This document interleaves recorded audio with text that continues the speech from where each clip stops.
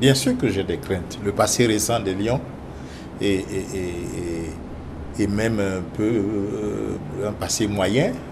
Je vous assure, si vous avez vécu 2005 à Yaoundé, Cameroun, Égypte, il y a plus grand chose qui risque de vous étonner. Il nous fallait battre une équipe d'Égypte qui avait baissé les armes, qui avait tout lâché. On a obtenu un penalty, le gardien n'a pas bougé, nous l'avons mis nous-mêmes tranquillement comme des grands sur un poteau, et puis on a qualifié la Côte d'Ivoire. Ça dit que quand vous avez vu ça, vous êtes éberlué devant la télé, vous dites, mais qu'est-ce qu'il fallait encore vous donner de plus? Même le gardien égyptien était confus.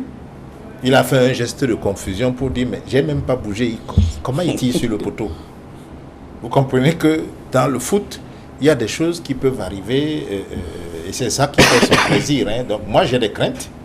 J'ai des craintes parce que j'ai vu le Burundi à l'aller. D'ailleurs, vous avez vu l'énervement, la colère du président de la fédération parce qu'il a vu qu'il y a quelque chose qui ne marchait pas. L'équipe n'était pas sereine et notre équipe nationale, qu'on le veuille ou non, ça fait un moment qu'elle n'est pas sereine sur le terrain et ne nous met pas en confiance. Je vous assure, hein, vous allez encore me dire que je suis nostalgique. Mais à une époque, nous avions perdu 1-0 au Zaïre, par exemple. Quand les Lions sont entrés à Douala, Cameroun-Zaïre, nous savions qu'on allait marcher sur le Zaïre. On a filé 6-1. Il n'y avait pas de doute. C'est-à-dire, quand vous arrivez aux entraînements, vous voyez les Mila, les Abega, les Mbida, vous saviez que c'est fini. Les Mutumbila, ils vont faire ce qu'ils veulent, mais on va les battre. Aujourd'hui, je ne suis pas dans cet état d'esprit. Parce que je me demande, mais notre équipe-là, est-ce qu'elle est vraiment sereine? Est-ce qu'elle nous donne des gages de confiance?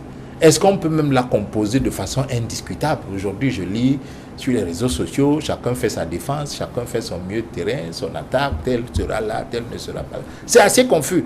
Mais maintenant, je dis, logiquement, si la logique existe dans le foot, le Cameroun devrait passer.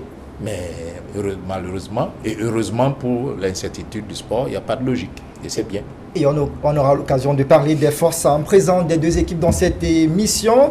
On rappelle que la bataille entre Lions indomptables du Cameroun et Hirondelles du Burundi a commencé déjà dès cet après-midi avec les conférences de presse d'Avamad pendant que le capitaine des Lions indomptables, Vincent Aboubakar, parle d'un match à prendre comme tous les autres. Le capitaine des Hirondelles du Burundi, par contre, lui estime que c'est le Cameroun qui est sous pression. Les deux capitaines et leurs entraîneurs respectifs étaient face donc à la presse à 24 heures de ce rendez-vous crucial.